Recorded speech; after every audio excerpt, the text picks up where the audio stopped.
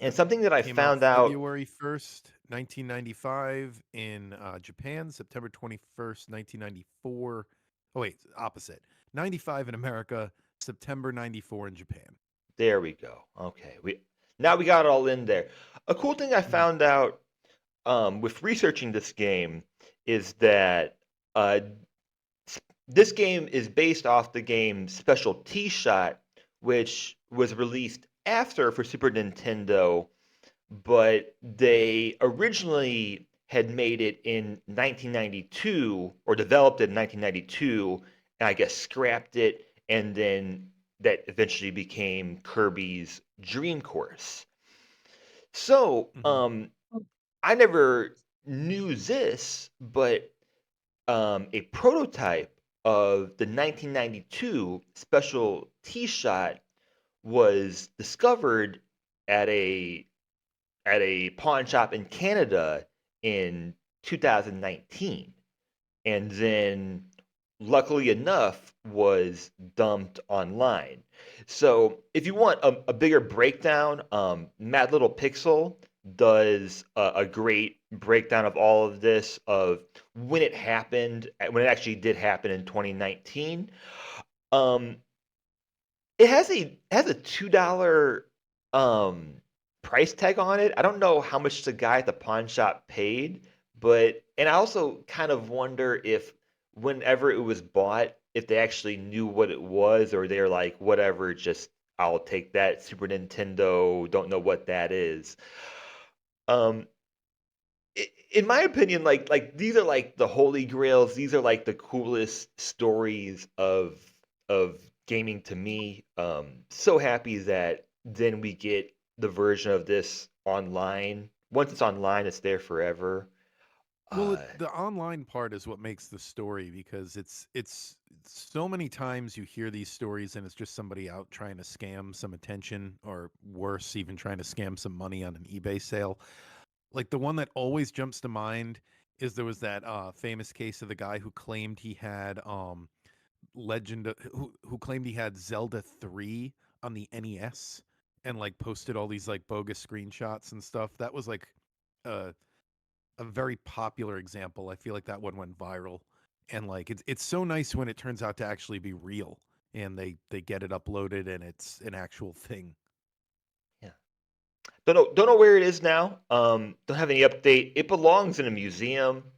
Um, it's one of those kind of, I know it's not like a popular game, but it did lead to a Kirby game. It's kind of that you can't put a value on it. Like you could, I mean, you could auction it, but it's hard to say like what the actual value of something like this. It's most likely a one of one at at this point. Amazing. A pawn, like Mhm. how did it end up all the way in a pawn shop in Canada? Like it had to have like gone on a plane or a boat at some point. I'm sure it was in some sort of collection that was pawned. You know what I mean? Like somebody had like just a plastic tub full of Super Nintendo stuff and it just wandered over with it. It was in a store. You know, a lot of that stuff is storage locker stuff that ends up, you know, traveling. Yeah. My I'm gonna give you guys one more question. I was thinking about. I'm not gonna go too long, and then I want Sean to just rant about this game. Um, is there a best system for Kirby? Is something that I was thinking about this week. Because I think there's a good argument for Super Nintendo, which Mhm. had lots of big games and lots of games. Um, Game Boy, of course. But then 3DS and DS also had popular games on it, and each had 4 Kirby games released. Most, or I would say many publications that I read this week put Forgotten Land at number one. Like a lot of publications think the newest Kirby game is the best Kirby game so far. Many people say Dreamland. Um, I think I there's mean, good if I had to arguments, pick but a Like, any console, I opinions on guess this one? Switch. I mean, Switch has the most Kirby games ever, so I Mhm. can't really think, like Well, yeah, it for depends if you're talking about original release. You know what I mean? Because yeah. a lot of the what you're talking about is like the stuff on the Nintendo Switch Online and Well, stuff like that. So that that, and if always they're comes gonna up in these conversations. re-release, What's the best Nintendo console? Well, the Switch has almost all of Nintendo's, killer apps. So uh, yeah, it's hard to not say the I, I Switch would at this point. I would just go with the Switch because I I don't know. I know SNES had a lot of Kirby stuff, but it just like came out all at once. Like I feel Kirby's like a there really wasn't hard much.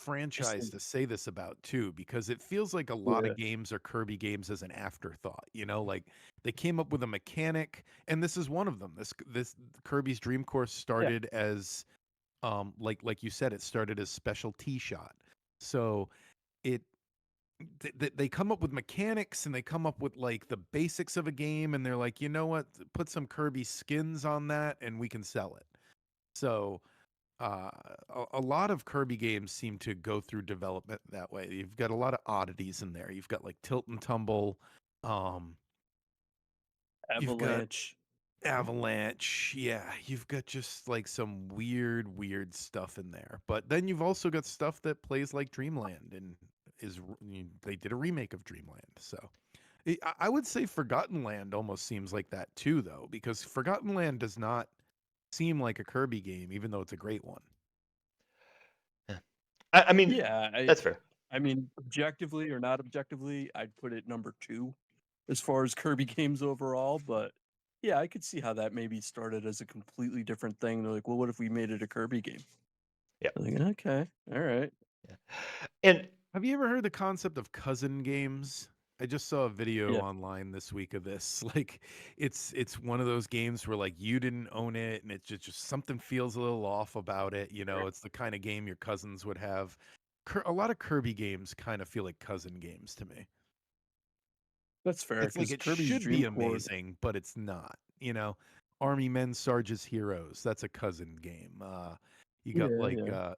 Win Back Covert Operations is a good example. Like these games that should be amazing and they're almost there, and it doesn't necessarily mean it's a bad game. It's just like there's something a little off about it. Mission Impossible on N64. I'd say That's a that really good kind of cousin falls game. in there. Yeah. Yeah. Yes.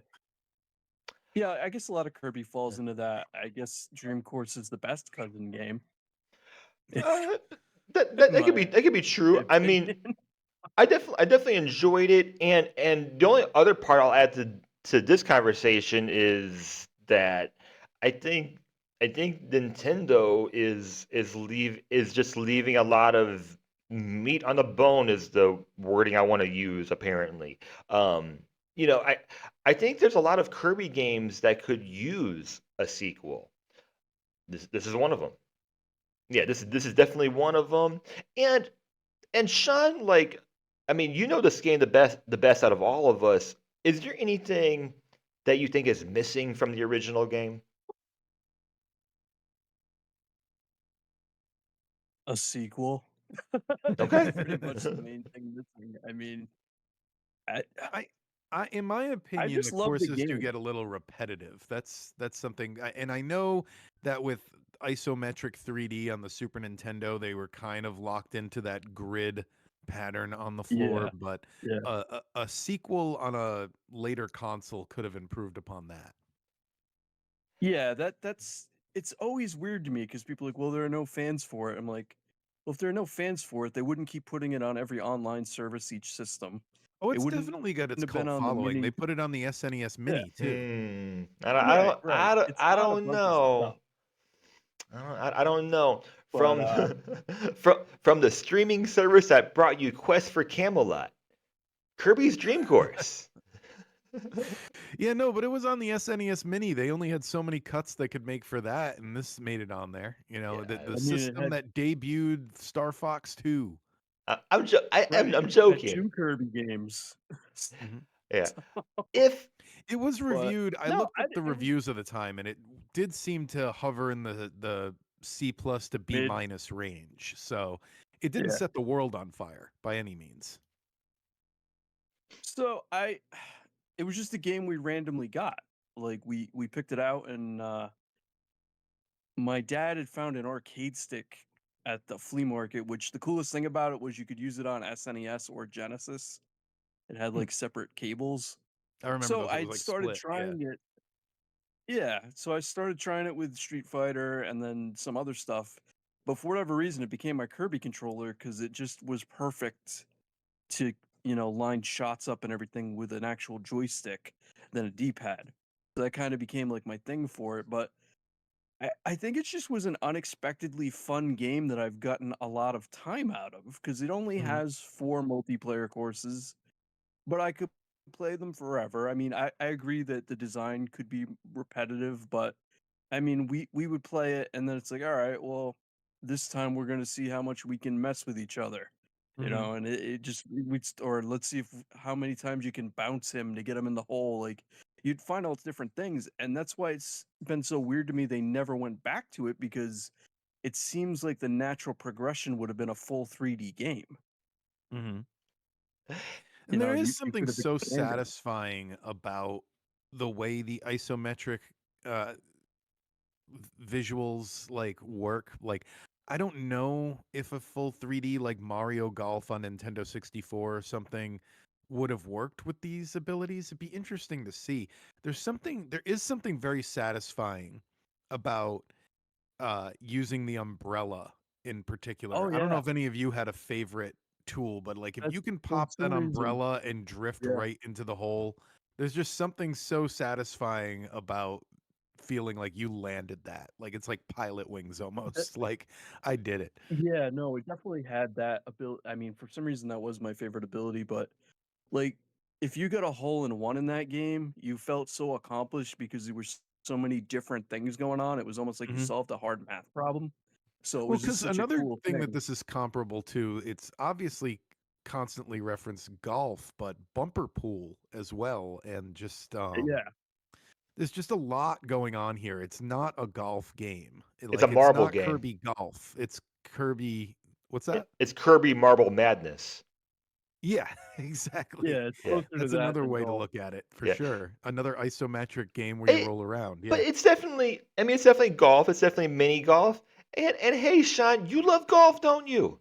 You like yeah, but NES you don't Open in mini golf? golf. You don't have to hit three things and then you don't have to hit all the targets and then the last remaining target becomes the hole. Like that's a really Yeah. interesting part to the gameplay that I've never seen in any other What I game. like about that too is like there's obviously the way that the designers expect you to play the hole, Because there's but you don't have strategy there. You try to strategize exactly yeah. where you want the hole to be, and so you save that one for last. So yeah, I don't know, there's a little more neurons firing, I guess, when you play that game. Yeah, I I, mean, yeah. yeah, the end battle's a little cheesy where you're just launching yourself at King DDD. I've You never know, made it that far. But it's it's not that interesting, and I mean, yeah, it could have used more multiplayer courses, but again, I've gotten so much out of the 4, Hmm. and yeah. I don't know. I think the main reason it's my number one is it's just the most fun I've had with a Super Nintendo game. And it's always like, "Oh, you've never played that? Oh, we gotta boot it up." Like, I'm always showing people the game who have never seen it or played it, and I don't know, just it has a special place in my gaming history, so that's kinda why it stands above everything else. For It sure. almost feels to me like the Super Nintendo equivalent of Diddy Kong Racing, where like it Yeah. changed all the rules. It was to this was to Mario Golf what Diddy Kong Racing was to Mario Kart. It like said, okay, we're gonna do a kart game, but we're gonna do it completely different. They said, okay, we're gonna do a golf game, but we're gonna do it completely differently.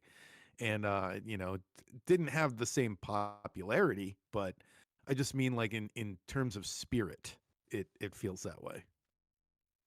Uh, Yeah. I, Yeah, I definitely think it and maybe that's why they went with Kirby is he can be a little more experimental with that character. No, they went with Kirby because he's a he's ball, round. Sean. He's a ball. He rolls. Yeah, Well, I when Has you he? reduce it like He was Yeah. like 2 years away from Tilt and Tumble. I put that this is I think if we categorize it as a golf game, which I do, it's the least forgiving golf game. Like the hole for Kirby is about the size of Kirby. It's about the same size. Um Yep. and in no way do I say that that's like good or bad because when we do get into the ratings, I'm very much into golf games as well. It just it's just a very satisfying genre or subgenre, however you want to think about it. The same way that, like billiards would be, you gotta get the ball in the thing, So I enjoyed this one quite a bit, and I'm not saying the ranking just yet, but it is the top Kirby game for me. Um, but if we're ready, I will say what it is if we're ready. Yeah, I'm ready. I think it's gonna Yeah, be the go top for it. Kirby game for all of us, So for from what it sounds like. so for It's me, definitely on the service. and I'll give you guys context if you want to, control F anything. This is number 20 for me, and then going down in the list, Dreamland 2 is number 25. Dreamland is 26. Crystal Shards is 35. Dreamland 3 is all the way down at 75. And then I'll add this for you guys as well. Um, Number 5 for me is N64 Mario Golf, my favorite sports game for Nintendo. 14 is Game Boy Color Mario Golf, a game that I just love a lot. I'm surprised it's that low. And then 21 is NES Open Golf, so that's right next to Dream Course. So a Yeah. lot, a lot of context for you guys. um, I mean, Sean, context for me, yeah, because I didn't realize it. So by putting it in number one, it already has kicked Gargoyle's Quest out of the top 20. that's true. That's the thing As about these much as I lists. love that. Yeah, that's the thing So, about the lists going forward. There's a lot of stuff that on my list I already disagree with, but it's like when you get to do it week to week, that's what happens. Um, I ranked it at number 15, just a little below Harrison, or a little better than Above, Harrison, I yeah. should say. Uh, for me, it's sandwiched right underneath Super Mario Brothers 3 and Mario Party 2. So some first party Nintendo neighbors there. And the next closest Kirby game on my list is Kirby's Adventure at number 39. So about 20 spots down. Something something I don't think I said when we reviewed Kirby's Adventure, which I was thinking about this week, and I figured while we're talking about Kirby, I'll bring it up. Uh that's the game I think that started my interest in retro gaming. Like I was thinking about it the other day, and it's a toss up between that and when I wanted to like catch up on the Final Fantasy series. But I played all the Zelda games as they came out.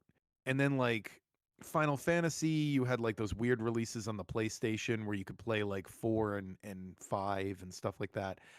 That kind of got my interest, but I remember during the Nintendo 64 era was when I first played Kirby's Adventure. And it was one of those games where I was like, "Oh my god, there were NES games this good that I missed." So, I'll always think of it that way, as the game that I played too late that I was surprised how good it was. Um, but this game number 14, 15 on the list, it's a great game. Have a lot of great memories playing it growing up. And it's just a game that I wish more people would play.